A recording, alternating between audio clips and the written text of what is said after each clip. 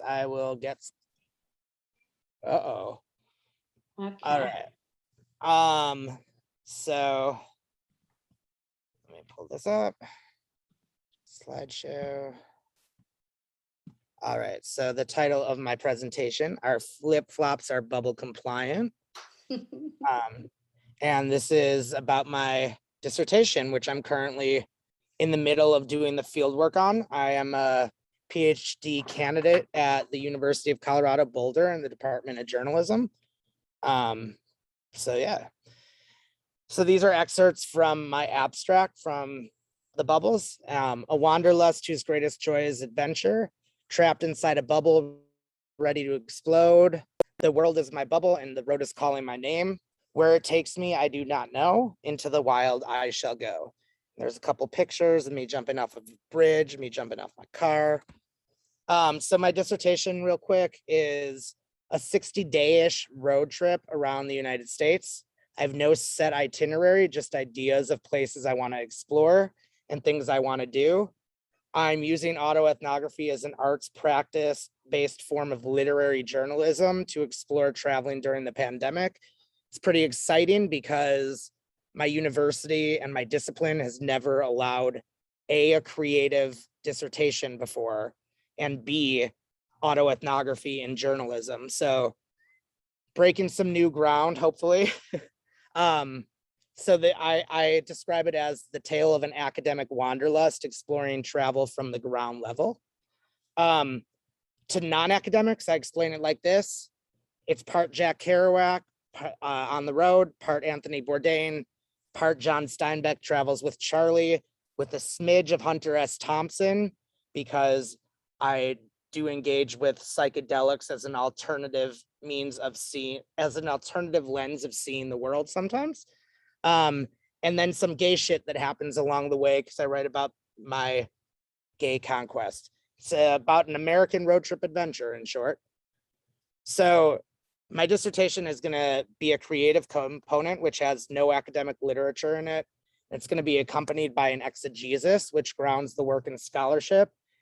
The exegesis is currently playing with theories that are primarily grounded in performance studies, queer studies, and Black feminist thought. Again, I won't know exactly which theories that I'm going to be using until like I write the creative component. But for the purpose of this presentation, I'm going to use outsider within theory. So outsider within, Collins describes being an outsider within and has likened it to being an invisible other. One of my favorite examples of someone using outsider within is Robin Boylorn in Sweetwater. She applies outsider within theory to her work on Black women's representation in the South. Boylorn contends that the representation by others, often negative, is accepted without critique. And I understand that this is that I'm like using a Black feminist theory, but I'm applying it as a gay white male. So there it can be slightly problematic, but I think theories have room to be stretched to fit in different ways to different research. So far I've driven 7,000 miles through 6 states, 7 if you include my home state of Colorado. So I've been through Colorado, California, Montana. This one over here is Wyoming, the great state of Idaho, state of Oregon, and Washington. My first stop was the Grand Tetons and Yellowstone. That day, I didn't talk to anyone except the people who took this picture, the dude that I banged outside of the Tetons, which is a whole other chapter in of itself, and the cop who pulled me over and gave me a $275 speeding ticket in the Tetons.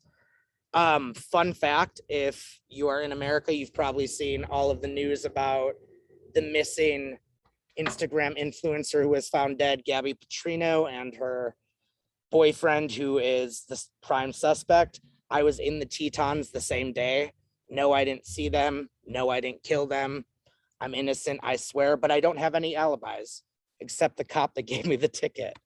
So from there, I went to Montana and Glacier National Park. John Steinbeck in Travels with Charlie, when he talks about Montana, starts it by saying, I'm going to tell you a love story. And he's in love with Montana. So am I, which is ironic because if you're familiar with Montana, they're not too fond of like, except for maybe Missoula, they're not too fond of people like me. It's very like America, fuck yeah, kind of attitude there.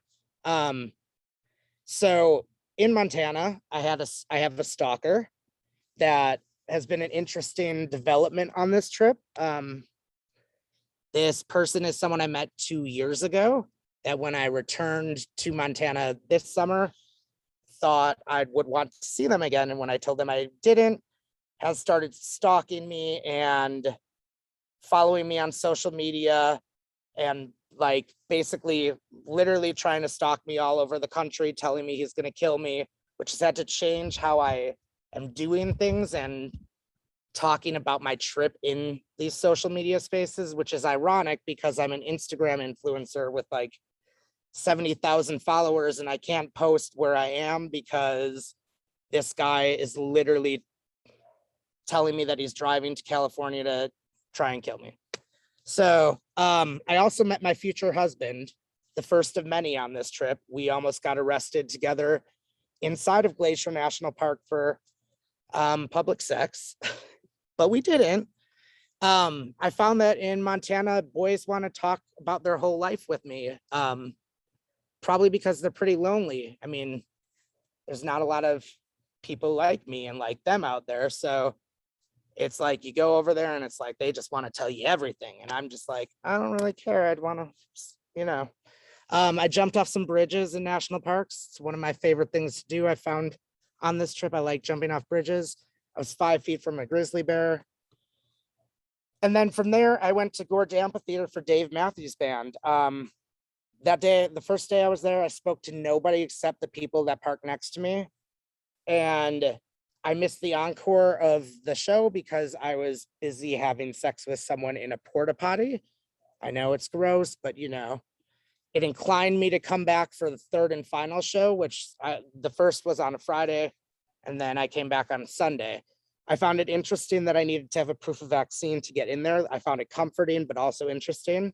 That day, I did so many psychedelics. Normally, when I do psychedelics, I do them in microdoses and I view them as therapeutic, but that was more of like, I want to enjoy the music.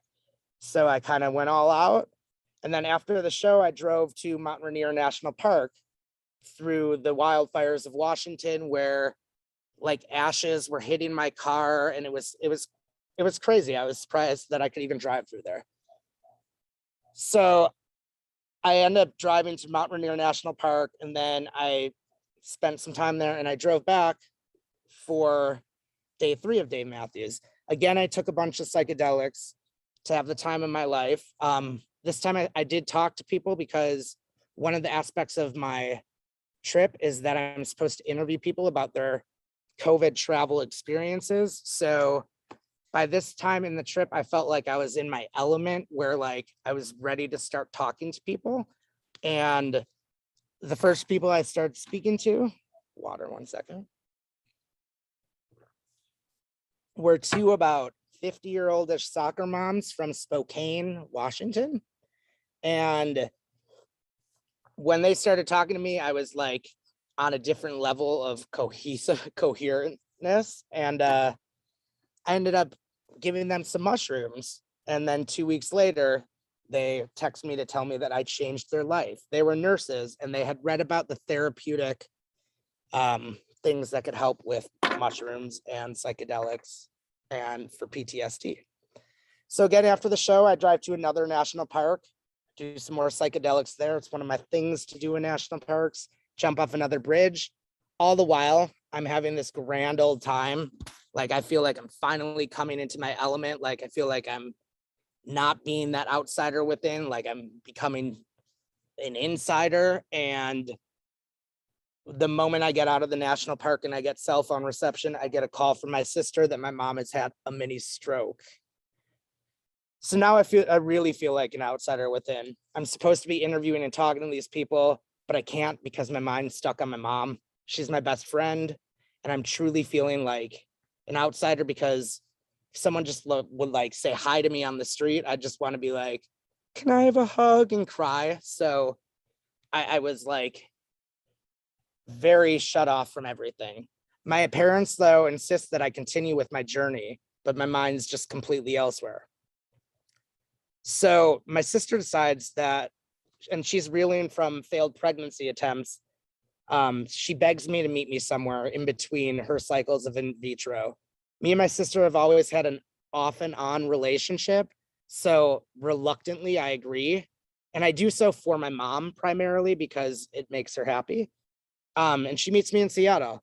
We have as good of a time as one can have, but the smallest things she does drive me crazy. And she makes me feel like an outsider within, especially in my like most sacred space, which is my car on this trip, because I'm basically like, I'm not sleeping in my car every night, but I spend a lot of time in there. And it's like the littlest things that she could do made it feel like my space, I was an outsider. So then I get to Oregon. I meet my second and third husbands of the trip in the same day. Combined, they're my age. I'm 40. I meet up with some of the merry pranksters from the Kool-Aid acid test by Tom Wolfe. And I'm supposed to go back and meet up with more of them in a couple weeks so that I could write a chapter about it. I drive on some beaches. It was my first time ever driving on a beach, and I drove a little too close to the tide and had a scary moment or two. Then I get to Crater Lake and I decide to hike in flip-flops down a treacherous trail, and I throw out my back. I really needed to jump into Crater Lake. That was the whole purpose of, there's only one place you can do it. It's a really intense trail. I'd done it a couple years earlier and it had hurt my body, but now I'm 40 years old and decided I could do it in flip-flops. I threw out my back. I don't know if it was worth it. We'll see when I look back on this in a couple months and I'm reflecting. So from there, I go to Tahoe, Lake Tahoe in California. And the first thing I do is I get to my hotel. I can hardly move.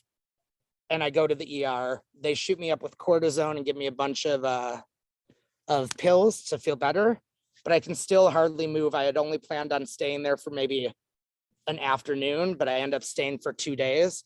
I decide that because I can't be out doing the things I want to do, I'll go to Gordon Ramsay's Hell's Kitchen because I've always liked that show. And again, there, I feel like a total outsider within. I'm in flip-flops, a tie-dye t-shirt that's sleeveless, plus tie-dye sweatpants with painted toenails.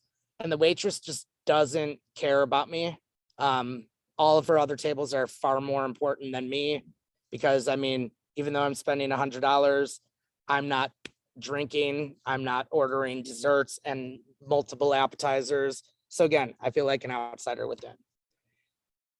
And then I go to Yosemite because I've been trying to get to Yosemite for I've been there once before this. I've been trying to get back there for 4 years. So like one of my whole main goals was to get to Yosemite.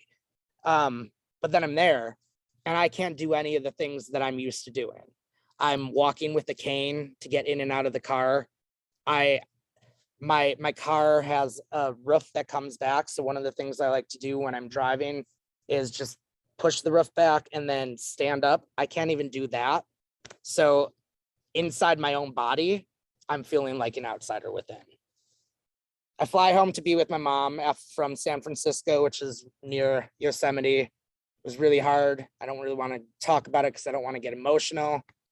And then from there, when I get back, I drive down the coast of California, which in California, I always feel like an outsider within, everywhere in California, especially in LA, because I lived there from 1999 to 2005. And I had a lot of trauma that happened there. It's trauma that I've decided that I'm going to go back and confront before I leave the state. But LA is just like, it messes with my head. It makes me feel like an outsider within in everything I do. Plus, it's the one place in the whole world that I just feel ugly because everyone's so pretty there. So currently, I'm in Joshua Tree, the only place in California where I feel like I'm myself. I've almost died here once. It made the news. It was the whole thing. Yet still, it's my favorite place. And it's where I want my ashes to be spread.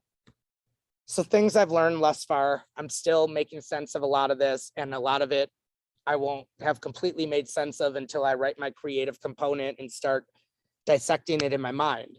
But I'm 40 years old now. The things I used to do when I was even just 36, my body seems to not be able to handle. I can't do it. The title of this was flip-flops are bubble compatible. Flip-flops might not be Andy compatible anymore, which is ironic because in 7,000 miles, I've worn shoes one time. And it was when I was in Yosemite because I thought they'd help me get out of the car easier. They didn't.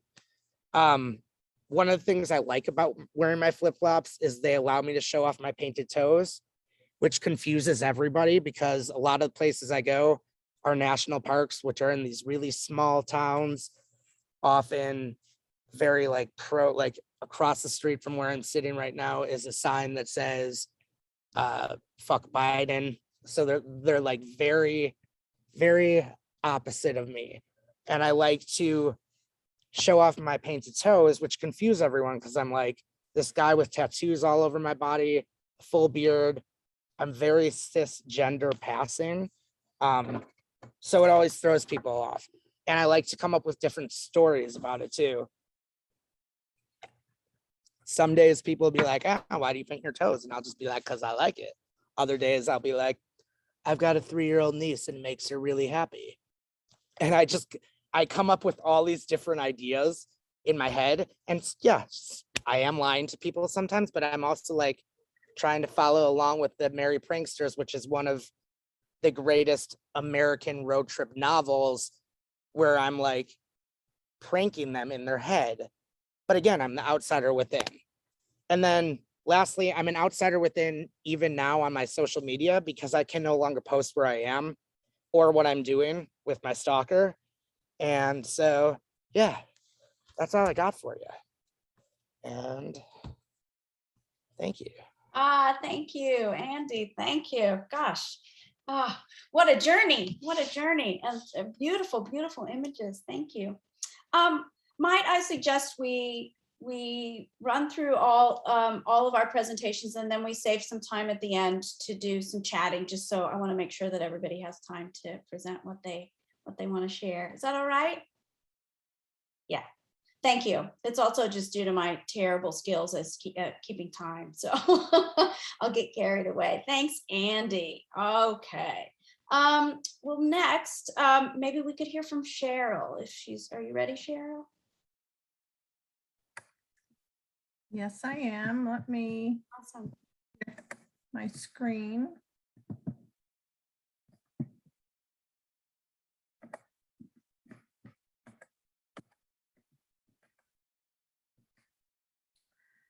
So this bubble moment is a reflection of my dissertation work about the imposter phenomenon.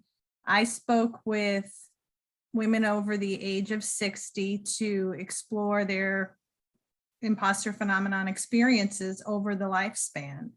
And this kind of, I've been writing this over the past, pandemic time, I guess, doing my interviews, data collection, analysis and such, and recently just sent everything off to my committee and kind of sat with the whole process and what I learned and how I felt about it.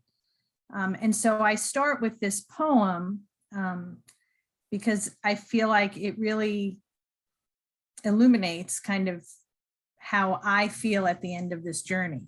And as she says, stay strong through your pain, grow flowers from it.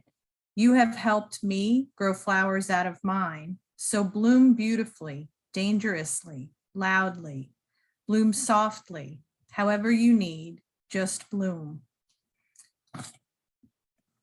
I entered my research on a mission to understand the presence of the imposter phenomenon in a woman's life and to save myself from the pain of living with these feelings of self-doubt. I use this poem as an opening because it's my hope that this study that I've just finished helps others to bloom as it's helped me to grow. And in this moment, I find myself reflecting on my reactions to some of the experiences that the participants shared, and to critically examine my own growth and development in the process. In talking with 11 of these fabulously strong, intelligent, driven, talented women, I found my own strength. I discovered others who shared my feelings of self-doubt, and within the confines of the interview space, the participants and I revealed our vulnerabilities. And that space, that interview space, functioned as a holding environment in which we confirmed and recognized our imposter feelings. And in some ways, that shared reality enhanced our capacity for making meaning of these feelings. I can say honestly, several times over the course of the last year and a half, I thought about just discontinuing this whole quest. I was tired, I was overwhelmed, my self-doubt was intense. And in a lot of ways, when you look at what's going on with COVID and the world, it was like, what is this little piece? Who cares? Was almost what it came down to in my mind. But I pushed forward. I managed to the best of my ability, my anxiety and fear. And now, as I reflect about it, I realized I was navigating my own growth and development. I had to push beyond those kind of rough growth edges. And I think that this whole experience, while it's not maybe as exciting as your experience, it has kind of allowed me to see the world through a different lens and have a new perspective on how one may learn and grow. Over the past 5 years of or 5-ish plus minus, I've encountered kind of a lot of different spaces to navigate a deeper and more complex way of making meaning. And I've had, different holding spaces and maybe a village kind of guiding me on this journey. My family was, held me, accepted me, provided company. My daughter, God bless her, would listen to me talk about theories and things for hours on end. And I think sometimes she maybe has a better understanding of it than I do, depending on the day. My major professor challenged me in growing beyond my ways of knowing, and colleagues and friends provided continuity and stability. And when I draw on these feelings, I can see how, society, being a highly patriarchal entity, kind of supports these feelings and impacts my self-perception when I am in the world in certain spaces. And this experience has kind of given me an awareness of the strength that I need to persist through my feelings. I can go back to when I started my doctoral program. They had a weekend retreat, and it was a Friday in May 18th, 2016. And I can remember pulling into the parking lot with my coffee, and parking and being excited and scared and wanting to throw up all at the same time, and walking into the room thinking, okay, who's going to be there? Am I going to fit? Like, do I belong here? I was one of the first kind of students to arrive, and other people were in the classroom, and you say your hellos and you kind of scope out the situation where you're going to sit. And I remember choosing a seat near the door. And now I think back and I wonder, was I preparing to escape by having that space near the door?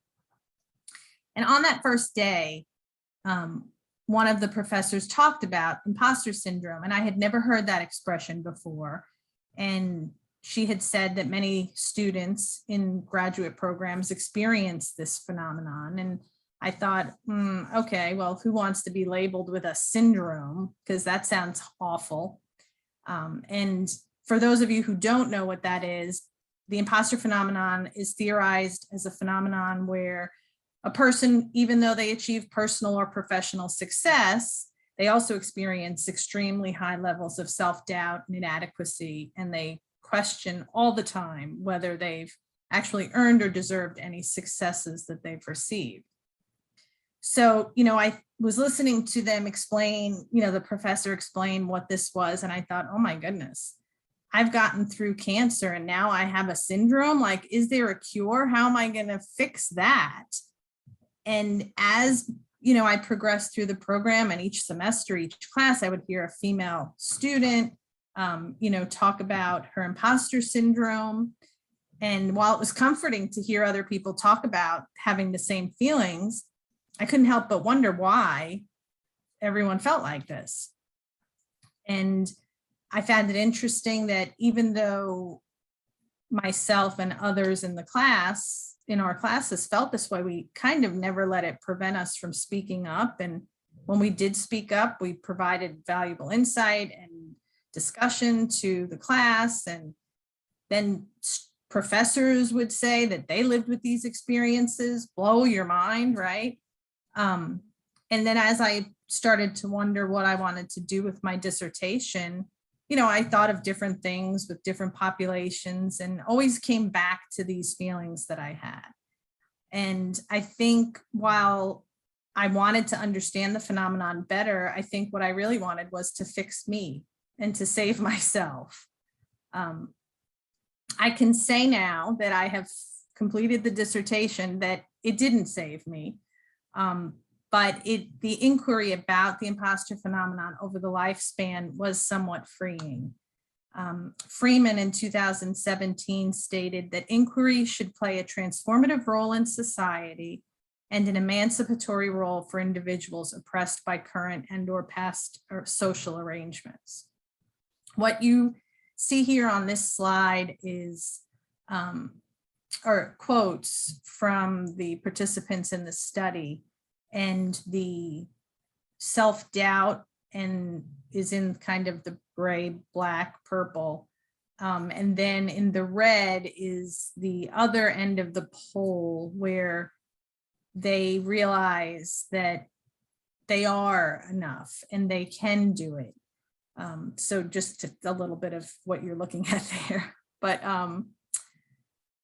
through this journey, I have come to a deeper understanding of the complexity involved in managing the self-doubt and imposter feelings. And it has afforded me an opportunity to grow and develop, expanding my perspective on my achievements, transforming who I am as a woman and a scholar. And I realize now that I'm not broken, I'm not defective, and women who live with imposter feelings are not less than. We are stronger because of our imposter feelings. Women continue to be oppressed by current social arrangements, structures through lower wages, inequitable opportunities, unrealistic expectations of work-life balance, but we persist. And until societal structures change, women will continue to have feelings of self-doubt and imposterism, forever doubting their place. So in this bubble moment, instead of viewing the imposter phenomenon as something to be ashamed of, I will view the imposter phenomenon as my superpower, making me stronger and spurring my growth and development. Where you see weakness, I see strength. Where you see doubt, I see determination. I am driven to be more, better, stronger, for I must be strong to persist, to forge a path for the women who follow.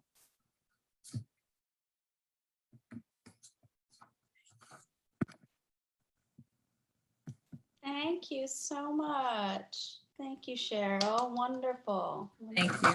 Really, really beautiful language around those experiences. Terrific. B. Stace, my dream is that we don't record this. Sure. Is that possible? All right, I'll put it back on then. All right, amazing. Comments, questions, applause. You got some good love in the chat here. Yeah.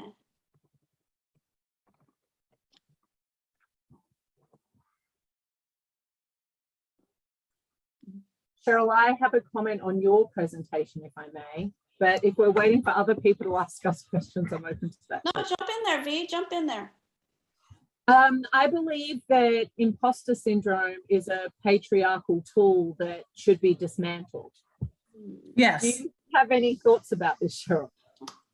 So, and that's the thing that at the end of the day, when I finished this, I get so aggravated and frustrated when I read all of these, how you can fix yourself, overcome the imposter syndrome, blah, all of that. And it's not me, it's not you, it's not the women that feel this way. It's society that makes you feel this way. What I've read, through the COVID, all of the women who have had to, working from home, let's say, women working at home who are trying to work, trying to help their children do their at-home studies, still doing the house, still doing the cooking, still doing all of that nonsense. And then we wonder why we don't feel like that we're doing enough, because we're trying to do everything. Yeah. And it's not possible. So I agree with you about dismantling that, how you go about doing it. I wish I had that answer, but. Oh, dang, Cheryl, I thought you were going to solve patriarchy.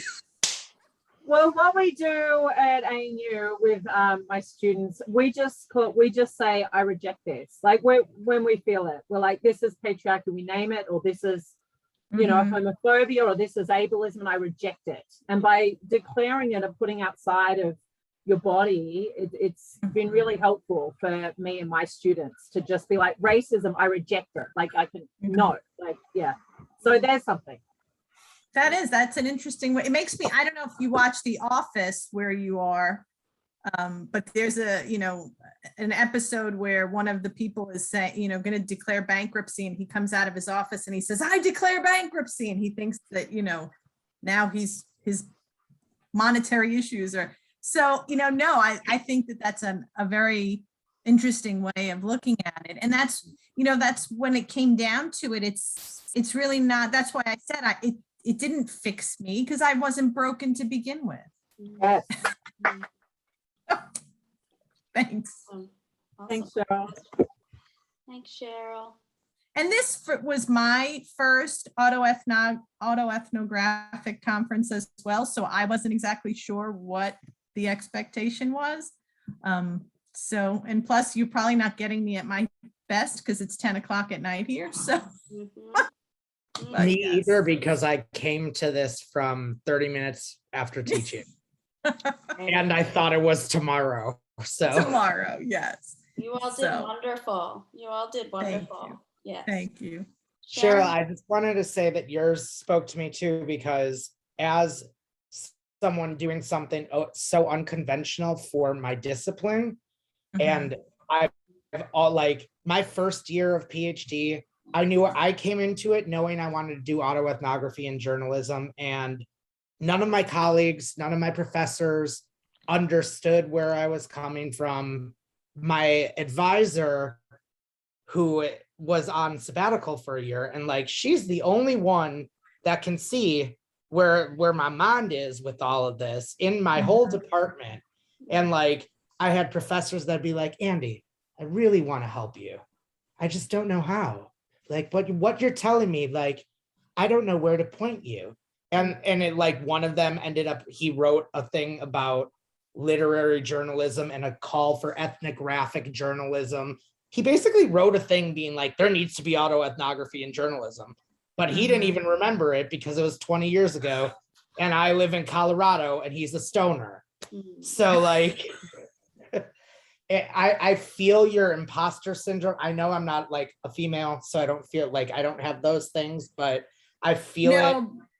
And I felt it, like my whole Bubbles abstract was basically like, I just finished comms. Now I got to write a prospectus. And my prospectus had to be 130 pages. Whereas my colleagues that are doing like a Fox News analysis versus a CNN analysis of how Trump was portrayed, those people had like a 30-page prospectus. I had 130. So I feel ya. Well, thank you. Yes, I could relate to, well, not to a lot of your experiences, but the outsider within is very, I can relate to that, because as a non-traditional student, single mother, how many more things can I label myself? That sometimes in academia, you don't quite feel like the insider.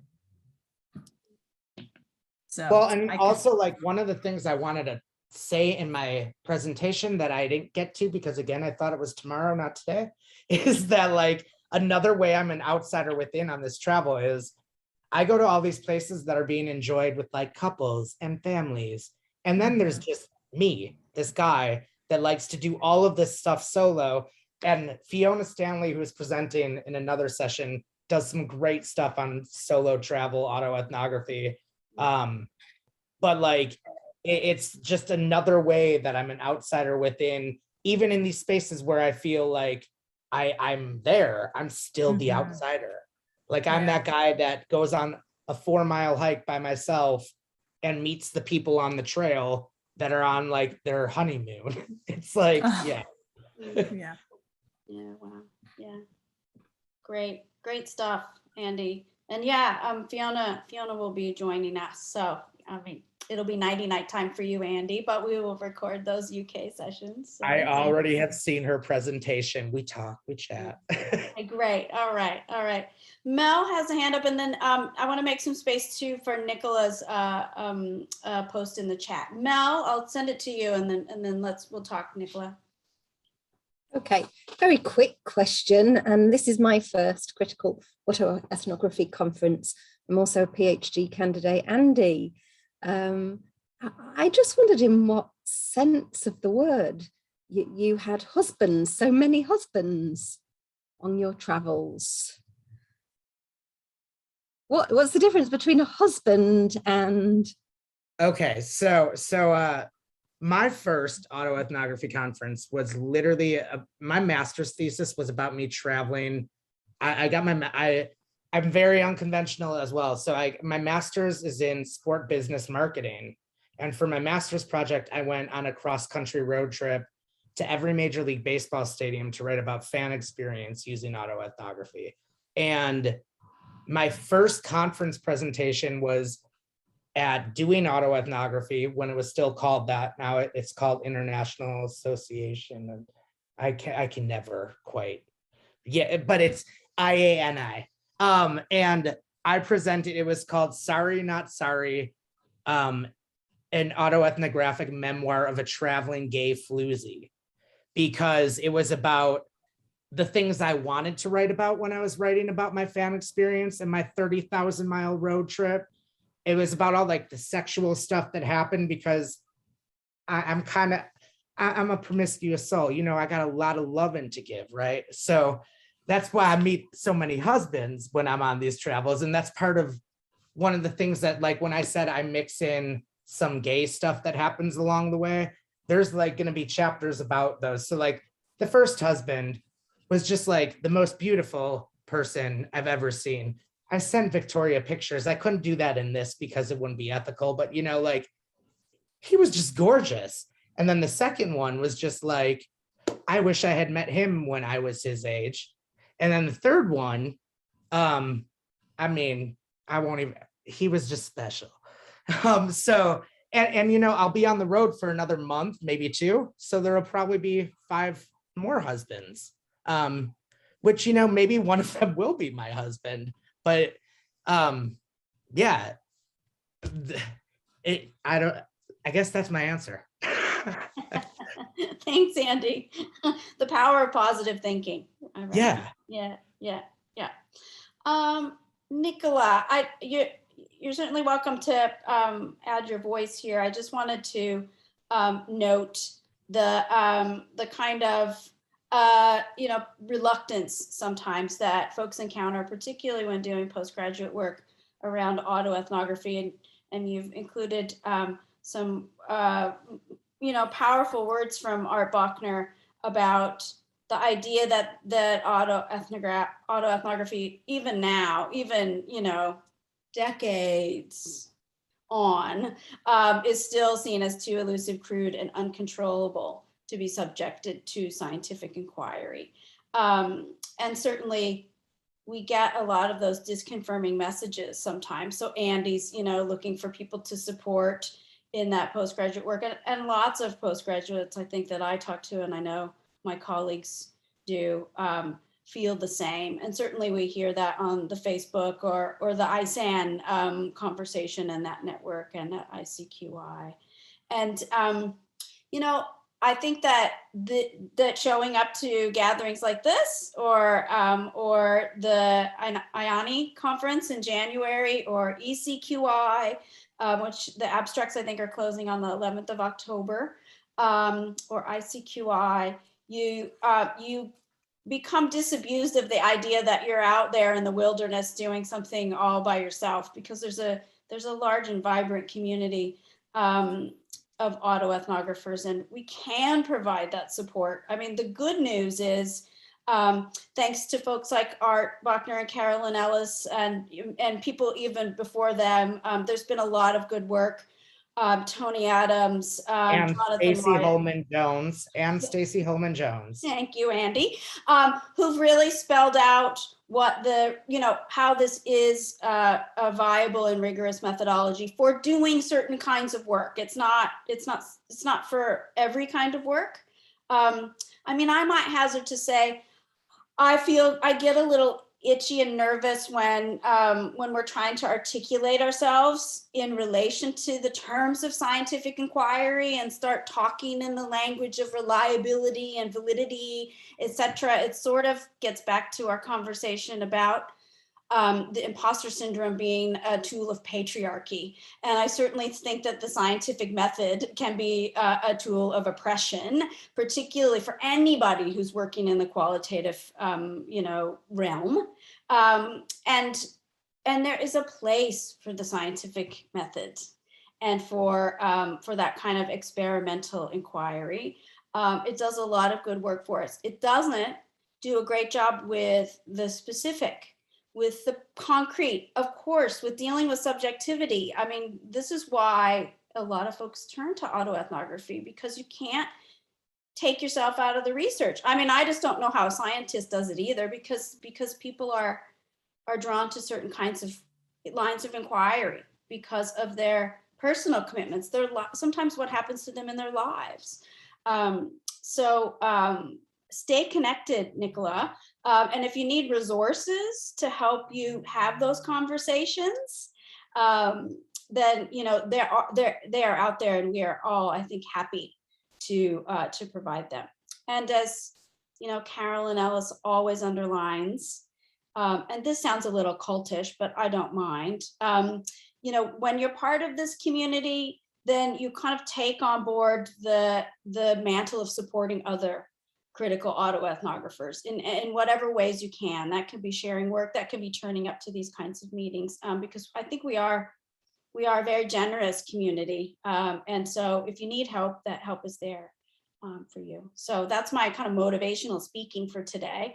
But I'm always so glad when people find their way to these kind of gatherings, because you find your people, and that is a very, very good day. We've all done that and had that experience. So so there. Does anybody else want to chime in? I'm looking at people on the screen, have been up doing some of this work for a while. Yeah, Pete. Yeah, I've almost now got too much in my head, thanks. But the first thing in response to it, I actually think about this community, and I haven't been able to live with this community. I feel like I've visited this community more so, but I always feel welcomed back when I'm there. So, for those of you who are new, I think Stacey said it, that we're always welcoming. The other side of it that I find so unusual compared to so much else and so many other places that I go in terms of conferences is the generosity of self that's also on offer. And I think the three presenters just in this little nugget, and have others, really highlight that for me. I certainly had some resonance with Joshua Tree, Andy, because it was the last place I went pre-COVID. And it was probably a place out there that I actually felt more inside than outside, despite often feeling an outsider.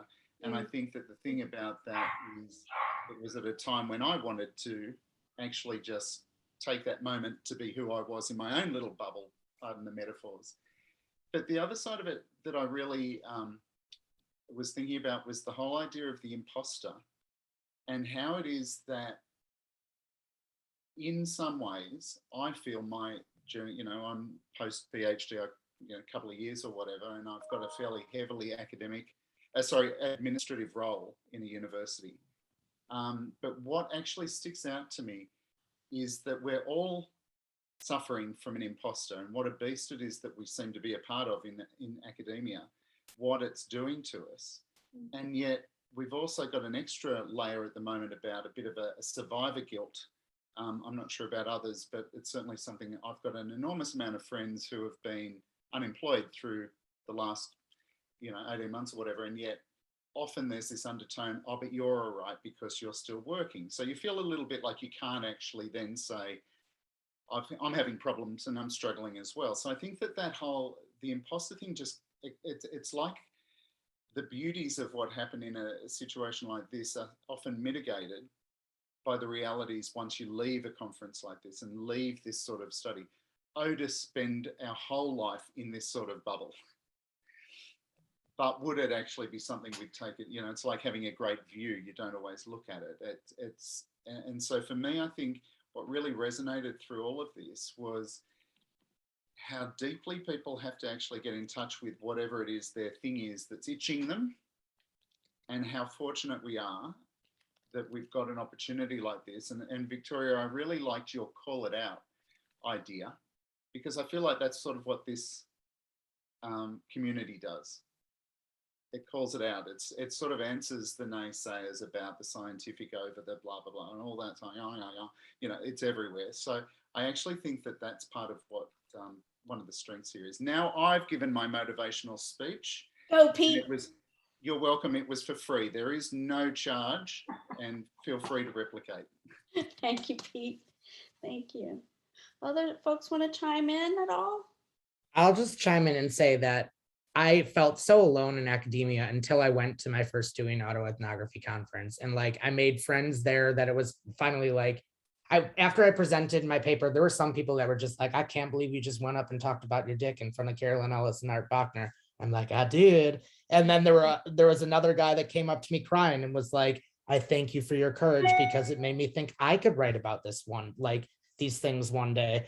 And I made friends with people that like already had their PhD and were at different levels as me, that I've been able to send my work to and be like, hey, can you give me feedback? I was able to get Tony to be my methods person, Tony Adams to be my methods person on my committee. Like, I've even reached out to Stacy, and I had never met her in person, and been like, hey, there's this article I can't access. Would you send it to me? And like, she was very gracious, and we've spoken a few times. Like, this community is so open. Oh, and Victoria, she was at my last presentation at IANI, and I liked her energy in the Zoom. So I messaged her and was like, I like you. Let's Zoom and have a drink after this. And like, this community is so open and so welcoming that if you reach out to someone and ask them for guidance, they're almost always going to give. I've reached out to Chris Poulos, one of the speakers, like keynotes, and he reached right back. Like, everyone I've ever reached out to in this community has been so overwhelmingly supportive that it's just a wonderful thing. And it's like one of those things that I feel like the next generation is going to always be paying that forward, because it's kind of, we've been embraced. So yeah. Yeah. Thanks, Andy. Thank you. I love hearing that. I guess I can kind of add something to like imposter syndrome. I guess this is definitely my first conference, and I've kind of always felt imposter syndrome trying to be, I guess, a statistician. And now I'm kind of trying to transition from a PhD in statistics and epidemiology to actually using autoethnography on leadership and social sustainability. And that's kind of like the journey I'm going through now. And I do kind of feel more at home inside this qualitative space, even though I'm coming from, it feels the outside and having to learn everything about the humanities, arts, and like social sciences from scratch. But I kind of feel that I feel less so an imposter, but kind of feel it as something I'm kind of growing to be as well. And yeah, it's just, I'm just so glad to have, I guess, be invited to this conference by Stacey, because I emailed her, and to find this really vibrant community here. Yeah. That's great. Gosh, you just said something that really moves me, Joanna. And that is, I mean, in some respects, I think people have an idea that your academic self doesn't change. I mean, there's just such emphasis on certainty and mastery, and all of the questioning kind of gets stripped out, I think, of so much research. I mean, I'm sorry for those of you who know me. I mean, I do go on about Eve Sedgwick's contrast of the paranoid and the reparative. Or what Katie Stewart says is, you're just going around just trying to catch people in a lie when you're reading academic work. And one of the things I think that's so beautiful about autoethnography in particular is you get to know people's vulnerable selves and their personal selves, like what Andy's sharing, or even indeed, Andy, what Art and Carolyn share, or Tony. But you also get to know their evolving selves and their questioning selves and the moments where you aren't sure. And so you sort of see, to use a theater metaphor, you just kind of see the backstage of things. But I love nothing more than to sort of feel like I'm on a wavelength with someone, watching them work something out and understanding that process and marveling really at that process of putting things together in ways that are, they're aesthetically pleasing often, but they make sense in a way that, I just hadn't contemplated before.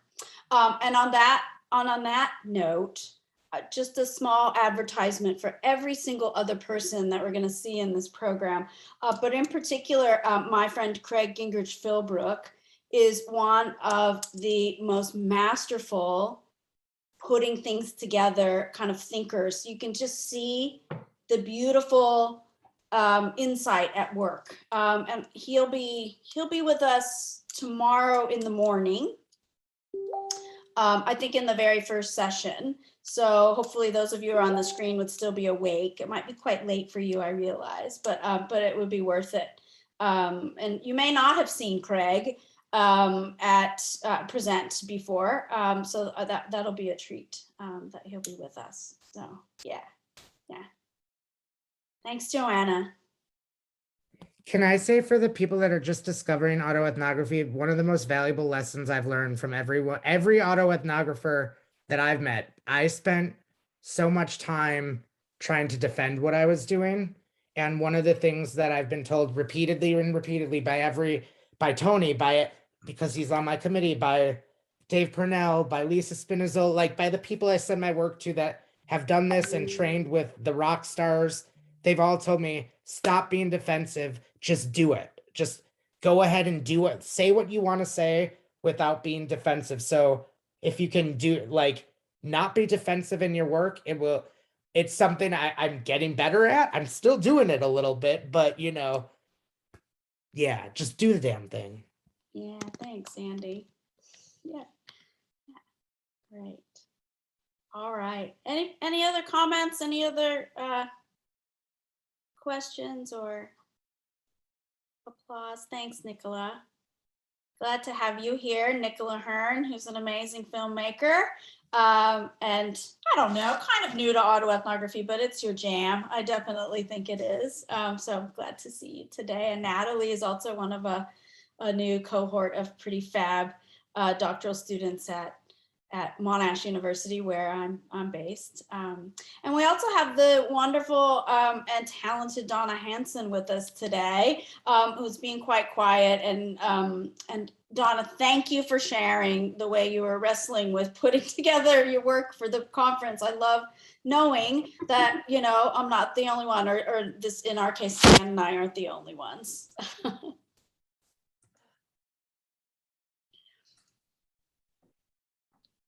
I am here, and I would just note that, yes, obviously I like a good deadline. We all need them, don't we? It was unfortunate when I discovered that the deadline was actually 24 hours earlier than I had planned for, but we've made what happen. I think it's all All right. good. That's great. Looking Gonna be forward. here. Looking forward. All right. I Well, think I just want to say Yeah. that I find autoethnography to be a way to transform my thinking, because I can, like you said, generally it is the space where people are the most vulnerable. And I think that you can connect with that person or just experience things through that person's writing that you would not normally experience in Yeah. any kind of a research writing project. Yeah, I think you're absolutely right, Cheryl, and it's really important to underline that. Yeah. Thank you all so much for coming along today. It was a really inspiring and energizing session. So yeah. So this is just my happy place. Now, US friends, you're probably going to be off to bed. We're going to reconvene for the Aussies and the New Zealanders here a little later today at 4, where we'll be joining our UK friends. And I will try and catch up with those North Americans who and help with the date and time zone converter. So apologies. Thanks, V, for messaging Andy. And thanks, Andy, for quick jumping on. So glad we didn't miss you. And we'll do our best to try and see if we can fold in folks who might not have come along through no fault of their own, and see if we can't hear from them. So we'll be back at 4. We've got a panel session, a making session with Craig, where we're going to be doing some Spotify music stuff. And then we'll see Chris Poulos for his keynote. Andy, it'll be super duper early for you, but we'll record that session if you wanna watch Chris at a later time. Yeah. Okay. All right. So we'll sign off for now. Thanks, everybody. Yes, Nicola. Yes. See you soon.